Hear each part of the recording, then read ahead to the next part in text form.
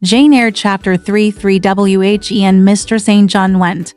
It was beginning to snow. The whirling storm continued all night. The next day a keen wind brought fresh and blinding falls. By twilight the valley was drifted up and almost impassable. I had closed my shutter, laid a mat to the door to prevent the snow from blowing in under it, trimmed my fire, and after sitting nearly an hour on the hearth listening to the muffled fury of the tempest, I lit a candle, took down Marmion, and beginning, day set on Norm's castled steep, and Tweed's fair river broad and deep, and Cheviot's mountains lone. The massive towers the donjon keep, the flanking walls that round them sweep, in yellow lustre shone. I soon forgot storm and music. I heard a noise. The wind, I thought, shook the door. No, it was St. John Rivers, who, lifting the latch, came in out of the frozen hurricane, the howling darkness, and stood before me. The cloak that covered his tall figure, all white as a glacier. I was almost in consternation. So little had I expected any guess from the blocked-up vale that night. "Any ill news?" I demanded. "Has anything happened?" "No." "How very easily alarmed you are," he answered, removing his cloak and hanging it up against the door, towards which he again coolly pushed the mat which his entrance had deranged. He stamped the snow from his boots. "I shall sully the purity of your floor," said he, "but you must excuse me for once." Then he approached the fire. "I have had hard work to get here, I assure you," he observed, as he warmed his hands over the flame. "One drift took me up to the waist. Happily the snow is quite soft yet. But why are you come?" I could not forbear saying. Rather an inhospitable question to put to a visitor, but since you ask it, I answer simply to have a little talk with you. I got tired of my mute books and empty rooms. Besides, since yesterday I have experienced the excitement of a person to whom a tale has been half told, and who is impatient to hear the sequel. He sat down. I recalled his singular conduct of yesterday, and really I began to fear his wits were touched. If he were insane, however, his was a very cool and collected insanity. I had never seen that handsome, featured face of his look more like chiseled marble than it did just now, as he put aside his snow-wet hair from his forehead and let the firelight shine free in his pale brow and cheek as pale, where it grieved me to discover the hollow trace of care or sorrow now so plainly graved. I waited, expecting he would say something I could at least comprehend, but his hand was now at his chin, his finger on his lip. He was thinking. It struck me that his hand looked wasted like his face. A perhaps uncalled-for gush of pity came over my heart. I was moved to say, "I wish Diana or Mary would come and live with you. It is too bad that you should be quite alone, and you are recklessly rash about your own health." "Not at all," said he. "I care for myself when necessary. I'm well now. What do you see amiss in me?" This was said with a careless, abstracted indifference, which showed that my solicitude was, at least in his opinion, wholly superfluous. I was silenced. He still slowly moved his finger over his upper lip, and still his eye dwelt dreamily on the glowing grate. Thinking it urgent to say something, I asked him presently if he felt any cold draft from the door, which was behind him. "No, no," he responded shortly and somewhat testily. "Well," I reflected, "if you won't talk, you may be still. I'll let you alone now," and returned to my book. So I snuffed the candle and resumed the perusal of Marmion. He soon stirred. My eye was instantly drawn to his movements. He only took out a morocco pocketbook, thence produced a letter, which he read in silence, folded it, put it back, relapsed into meditation. It was vain to try to read with such an inscrutable fixture before me. Nor could I, in my impatience, consent to be dumb. He might rebuff me if he liked, but talk I would. "Have you heard from Diana and Mary lately?" "Not since the letter I showed you a week ago." "There has not been any change made about your own arrangements? You will not be summoned to leave England sooner than you expected?" "I fear not. Indeed, such chance is too good to befall me." Baffled so far, I changed my ground. I bethought myself to talk about the school, my scholars. Mary Garrett's mother is better, and Mary came back to the school this morning, and I shall have for new girls next week from the foundry close. They would have come today but for the snow. Indeed, Mr. Oliver pays for two. Does he? He means to give the whole school a treat at Christmas. I know. Was it your suggestion? No? Whose? Then, his daughter's, I think. It is like her. She is so good-natured. Yes. Again came the blank of a pause. The clock struck 8 strokes. It roused him.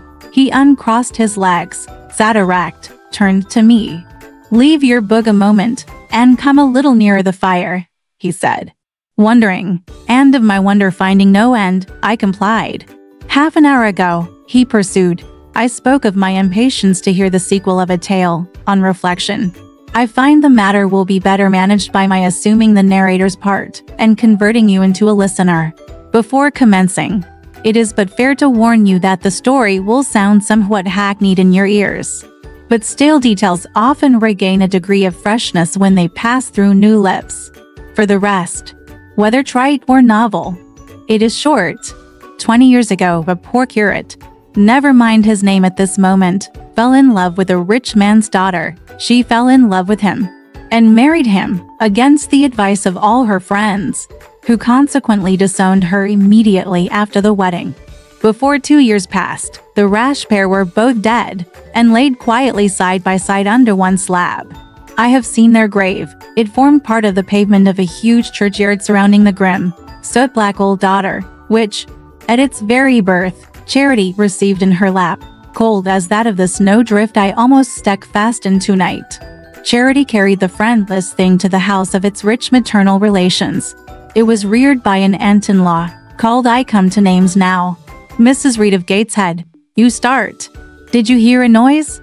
I dare say it is only a rat scrambling along the rafters of the adjoining schoolroom. It was a barn before I had it repaired and altered, and barns are generally haunted by rats to proceed. Mrs. Reed kept the orphan 10 years. Whether it was happy or not with her, I cannot say, never having been told. But at the end of that time she transferred it to a place you know, being no other than Lowood School, where you so long resided yourself. It seems her career there was very honorable. From a pupil, she became a teacher, like yourself. Really, it strikes me there are parallel points in her history and yours. She left it to be a governess. There, again, your fates were analogous. She undertook the education of the ward of a certain Mr. Rochester. Mr. Rivers, I interrupted. I can guess your feelings, he said, but restrain them for a while. I have nearly finished. Hear me to the end. Of Mr. Rochester's character I know nothing, but the one fact that he professed to offer honorable marriage to this young girl, and that at the very altar she discovered he had a wife yet alive, though a lunatic. What his subsequent conduct and proposals were is a matter of pure conjecture. But when an event transpired which rendered inquiry after the governess necessary, it was discovered she was gone. No one could tell when, where, or how. She had left Thornfield Hall in the night. Every research after her course had been vain. The country had been scoured far and wide. No vestige of information could be gathered respecting her. Yet that she should be found has become a matter of serious urgency. Advertisements have been put in all the papers. I myself have received a letter from one Mr. Briggs, a solicitor, communicating the details I have just imparted. Is it not an odd tale? Just tell me this, said I, and since you know so much, you surely can tell it me. What of Mr. Rochester? How and where is he? What is he doing? Is he well? I am ignorant of all concerning Mr. Rochester. The letter never mentions him, but to narrate the fraudulent and illegal attempt I have adverted to, you should rather ask the name of the governess, the nature of the event which requires her appearance. Did no one go to Thornfield Hall? Then, did no one see Mr. Rochester? I suppose not. But they wrote to him. Of course. And what did he say? Who has his letters? Mr. Briggs intimates that the answer to his application was not from Mr. Rochester, but from a lady. It is signed Alice Fairfax. I felt cold and dismayed. My worst fears then were probably true. He had in all probability left England and rushed in reckless desperation to some former haunt on the continent. And what opiate for his severe sufferings? What object for his strong passions had he sought there? I dared not answer the question. Oh, my poor master, once almost my husband, whom I had often called my dear Edward. He must have been a bad man, observed Mr. Rivers. You don't know him, Don't pronounce an opinion upon him, I said, with warmth. Very well, he answered quietly. And indeed my head is otherwise occupied than with him. I have my tale to finish. Since you won't ask the governess's name, I must tell it of my own accord. Stay, I have it here. It is always more satisfactory to see important points written down, fairly committed to black and white. And the pocketbook was again deliberately produced, opened, sought through. From one of its compartments was extracted a shabby slip of paper, hastily torn off. I recognized in its texture and its stains of ultramarine, and lake, and vermilion, the ravished margin of the portrait cover.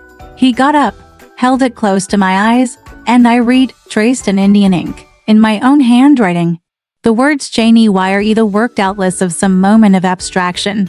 Briggs wrote to me of a Jane Eyre, he said. The advertisements demanded a Jane Eyre. I knew a Jane Elliot.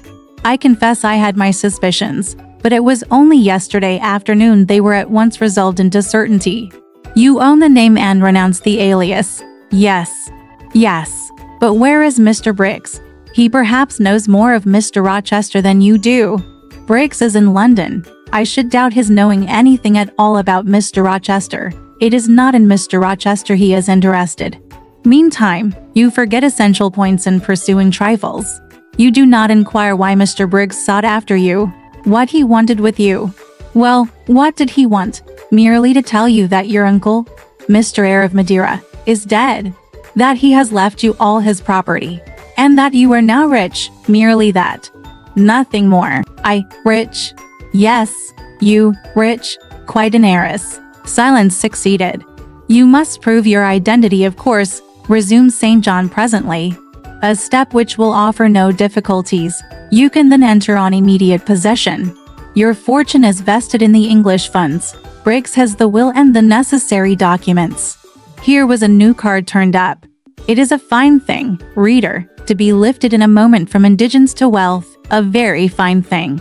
But not a matter one can comprehend or consequently enjoy, all at once. And then there are other chances in life far more thrilling and rapture-giving. This is solid, an affair of the actual world. Nothing ideal about it. All its associations are solid and sober, and its manifestations are the same. One does not jump, and spring, and shout hurrah, at hearing one has got a fortune. One begins to consider responsibilities, and to ponder business. On a base of steady satisfaction rise certain grave cares, and we contain ourselves, and brood over our bliss with a solemn brow.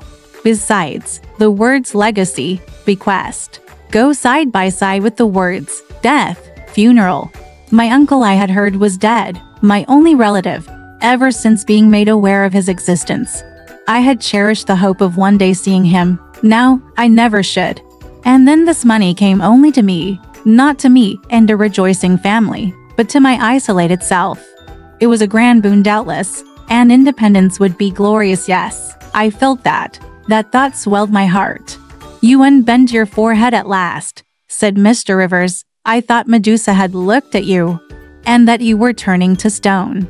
Perhaps now you will ask how much you are worth. How much am I worth? Oh, a trifle. Nothing of course to speak of. 20,000 pounds, I think they say.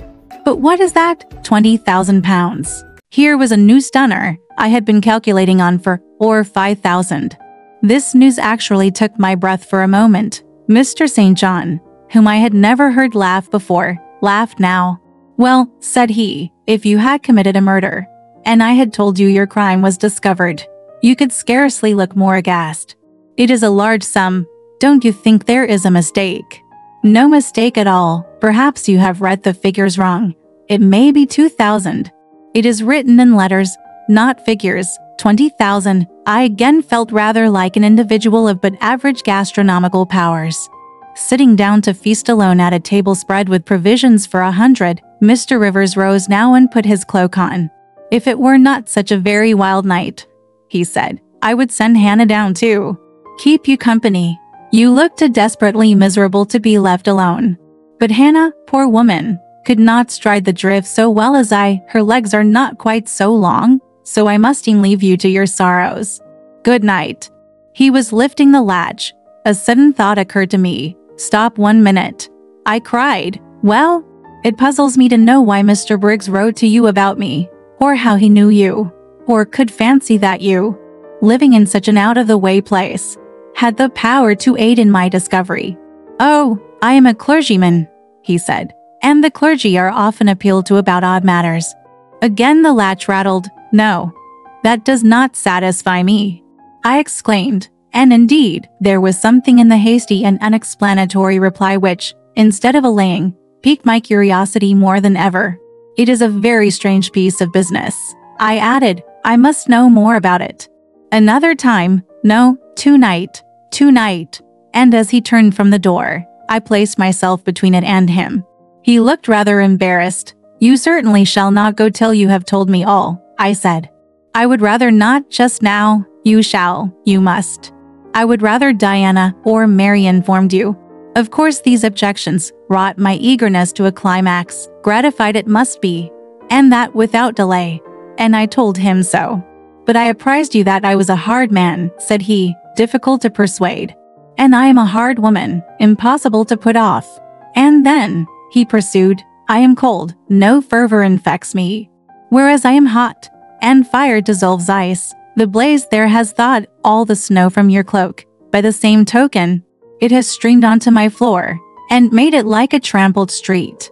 As you hope ever to be forgiven, Mr. Rivers, the high crime and misdemeanor of spoiling a sanded kitchen, tell me what I wish to know. Well, then, he said, I yield, if not to your earnestness, to your perseverance. As stone is worn by continual dropping. Besides, you must know some day, as well now as later.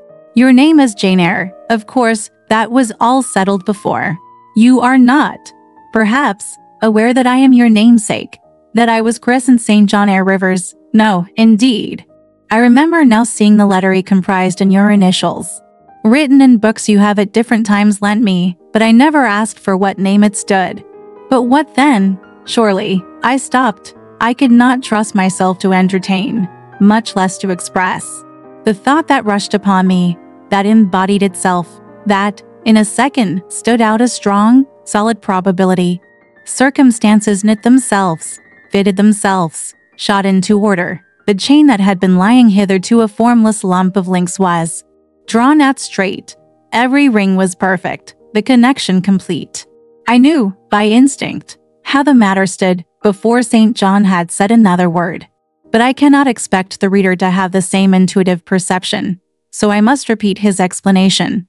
My mother's name was Eyre. She had two brothers, one a clergyman, who married Miss Jane Reed, of Gateshead, the other, John Eyre, Esq., merchant, late of Funchal, Madeira. Mr. Briggs, being Mr. Eyre's solicitor, wrote to us last August to inform us of our uncle's death, and to say that he had left his property to his brother the clergyman's orphan daughter, overlooking us in consequence of a quarrel, never forgiven, between him and my father. He wrote again a few weeks since, to intimate that the heiress was lost, and asking if we knew anything of her. A name casually written on a slip of paper has enabled me to find her out. You know the rest. Again he was going, but I set my back against the door. Do let me speak, I said. Let me have one moment to draw breath and reflect. I paused. He stood before me, hat in hand, looking composed enough.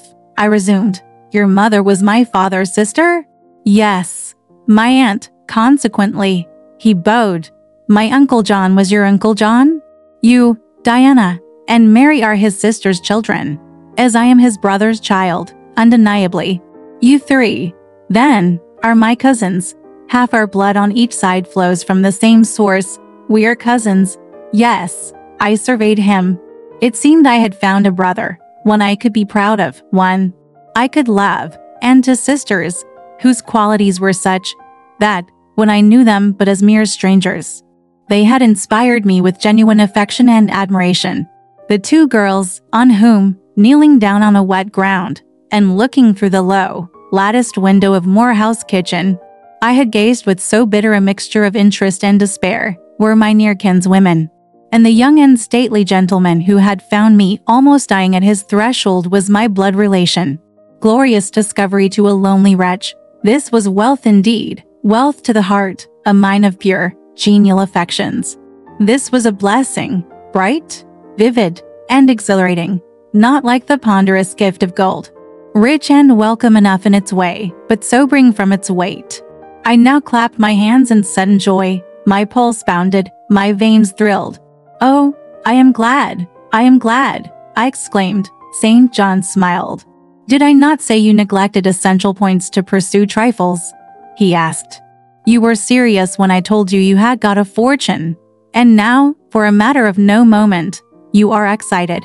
What can you mean? It may be of no moment to you. You have sisters and don't care for a cousin. But I had nobody, and now 3 relations, or 2, if you don't choose to be counted, are born into my world full grown. I say again, I am glad." I walked fast through the room. I stopped, half suffocated with the thoughts that rose faster than I could receive, comprehend, settle them, thoughts of what might, could, would, and should be, and that ere long. I looked at the blank wall. It seemed a sky thick with ascending stars. Everyone lit me to a purpose or delight. Those who had saved my life, whom, till this hour, I had loved barrenly, I could now benefit. They were under a yoke. I could free them. They were scattered. I could reunite them. The independence, the affluence which was mine, might be theirs too. Were we not for £20,000 shared equally, would be 5,000 each, enough in despair. Justice would be done, mutual happiness secured. Now the wealth did not weigh on me. Now it was not a mere bequest of coin. It was a legacy of life, hope, enjoyment. How I looked while these ideas were taking my spirit by storm, I cannot tell. But I perceived soon that Mr. Rivers had placed a chair behind me, and was gently attempting to make me sit down on it. He also advised me to be composed. I scorned the insinuation of helplessness and distraction, shook off his hand, and began to walk about again. "Write to Diana and Mary tomorrow," I said, "and tell them to come home directly." Diana said they would both consider themselves rich with £1,000, so with 5,000 they will do very well. "Tell me where I can get you a glass of water," said St. John. "You must really make an effort to tranquilize your feelings." "Nonsense. And what sort of an effect will the bequest have on you? Will it keep you in England, induce you to marry Miss Oliver, and settle down like an ordinary mortal? You wonder, your head becomes confused. I have been too abrupt in communicating the news. It has excited you beyond your strength, Mr. Rivers. You quite put me out of patience. I am rational enough. It is you who misunderstand, or rather who affect to misunderstand. Perhaps, if you explained yourself a little more fully, I should comprehend better." "Explain? What is there to explain? You cannot fail to see that £20,000, the sum in question, divided equally between the nephew and 3 nieces of our uncle, will give 5,000 to each. What I want is, that you should write to your sisters and tell them of the fortune that has accrued to them." "To you, you mean, I have intimated my view of the case. I am incapable of taking any other. I am not brutally selfish, blindly unjust, or fiendishly ungrateful. Besides, I am resolved I will have a home and connections. I like Moor House, and I will live at Moor House. I like Diana and Mary, and I will attach myself for life to Diana and Mary. It would please and benefit me to have £5,000. It would torment and oppress me to have 20,000, which, moreover, could never be mine in justice, though it might in law. I abandon to you, then, what is absolutely superfluous to me. Let there be no opposition, and no discussion about it. Let us agree amongst each other, and decide the point at once. This is acting on first impulses. You must take days to consider such a matter, ere your word can be regarded as valid. Oh, if all you doubt is my sincerity, I am easy. You see the justice of the case? I do see a certain justice, but it is contrary to all custom. Besides, the entire fortune is your right. My uncle gained it by his own efforts. He was free to leave it to whom he would. He left it to you. After all, justice permits you to keep it. You may, with a clear conscience, consider it absolutely your own. With me, said I, it is fully as much a matter of feeling as of conscience. I must indulge my feelings. I so seldom have had an opportunity of doing so. Were you to argue, object, and annoy me for a year, I could not forego the delicious pleasure of which I have caught a glimpse, that of repaying, in part, a mighty obligation, and winning to myself lifelong friends. You think so now, rejoined St. John, because you do not know what it is to possess, nor consequently to enjoy wealth. You cannot form a notion of the importance £20,000 would give you, of the place it would enable you to take in society, of the prospects it would open to you. You cannot, and you, I interrupted, cannot at all imagine the craving I have for fraternal and sisterly love.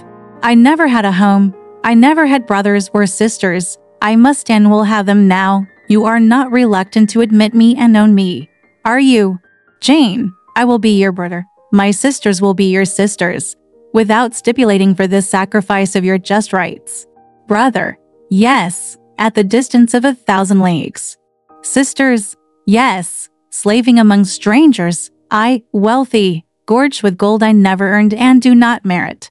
You, penniless, famous equality and fraternization, close union, intimate attachment. But, Jane, your aspiration after family ties and domestic happiness may be realized otherwise than by the means you contemplate. You may marry. Nonsense. Again, marry. I don't want to marry, and never shall marry. That is saying too much. Such hazardous affirmations are a proof of the excitement under which you labor. It is not saying too much. I know what I feel, and how averse are my inclinations to the bare thought of marriage. No one would take me for love, and I will not be regarded in the light of a mere money speculation. And I do not want a stranger, and sympathizing, alien, different from me. I want my kindred, those with whom I have full fellow feeling. Say again you will be my brother.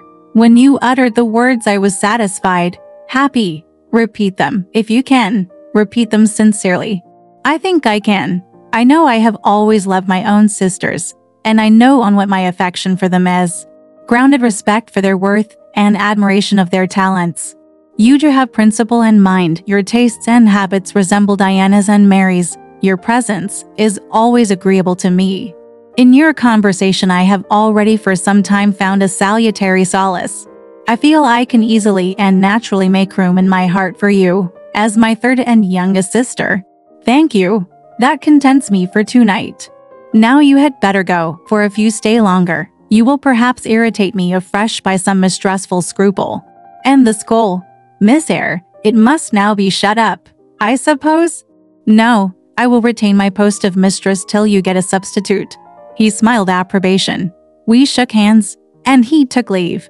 I need not narrate in detail the further struggles I had, and arguments I used, to get matters regarding the legacy settled as I wished. My task was a very hard one, but, as I was absolutely resolved, as my cousins saw at length that my mind was really and immutably fixed on making a just division of the property, as they must in their own hearts have felt the equity of the intention, and must, besides, have been innately conscious that in my place they would have done precisely what I wished to do, they yielded at length so far as to consent to put the affair to arbitration. The judges chosen were Mr. Oliver and an able lawyer. Both coincided in my opinion. I carried my point. The instruments of transfer were drawn out. St. John, Diana, Mary, and I each became possessed of a competency. All right, this part of the story ends here. Want to know what happened next? Let's listen to the breakdown next time.